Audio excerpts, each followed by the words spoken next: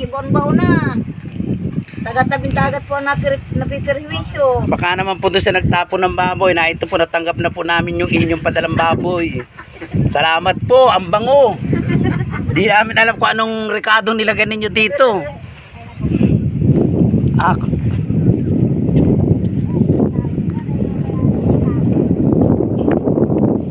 Dito po may nakita po kami ditong sako na naaron sa tabing dagat.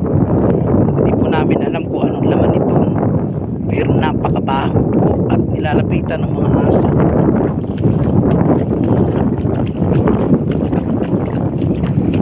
Ito po at titignan namin kung anong laman ito. Kung ito man po'y hayop ay sigurado po ito ay yung may sakit na ASP na pinaanod na lamang po. Siguro po yung natamad na maghukay at magbaon, pinaanod na lamang po sa dagat.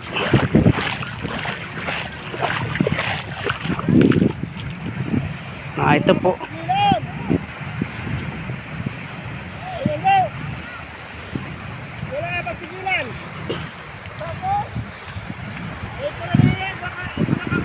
Ay, napakalaking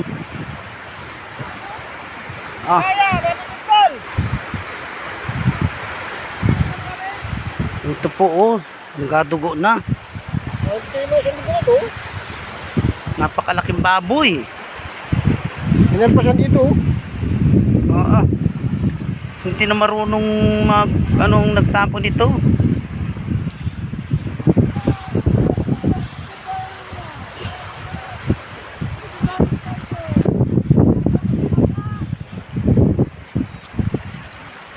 Hindi kaya ito, mabibigtan. Dapat ay nakalutang sa tubig, ano? Oo. Mama nila pag malapit na sa tubig. Ito Mabibigtan. po, nananawagan kami doon sa nagtapon itong baboy na ito. Kami po mga taga-tabing dagat na napuperwisyo dito. Hindi kaya ako, mabibigtan na yun. Ito po ay dito po sa barangay Patabog. Kaya yan, pag hindi mo. Dapat po ito maimbestigahan ng ano. Basta na lang po itinapon. Ayun na. Siyempre, dito natin pakawitin yun oh. Mabigat yan. Hindi kaya yan.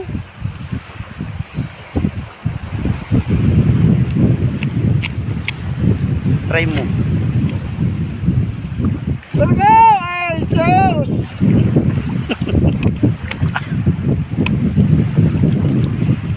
Ay. Dapat may isa pang suporta doon sa likod. Doon sa nakausli na yun, no, sako. Yung nakausli na ano, natalian.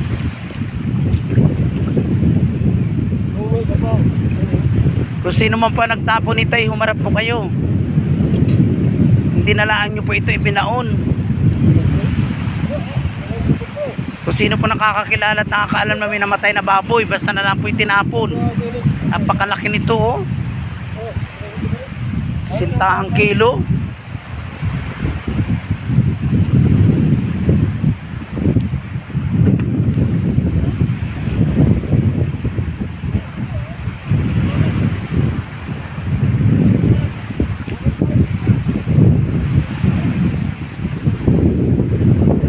Ay, ang dami dyan pang punta ng hangin, no? Napakaraming bata dyan.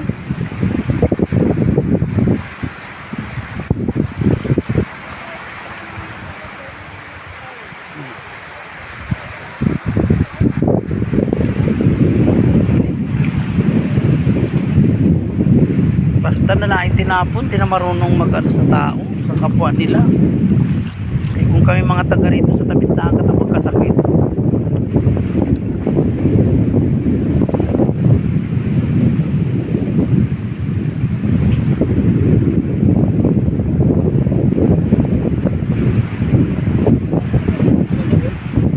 Oo, mga 3 araw siguro ito ano. Na ano na ay, naputok na yun. Eh may sakit yan pag iniinano ng aso. Pag kinain ng aso ay di ataling niya dyan sa mga may mga baboy pa. Pag makikipag-agawan sa baboy na buhay ay di nahawa na yun.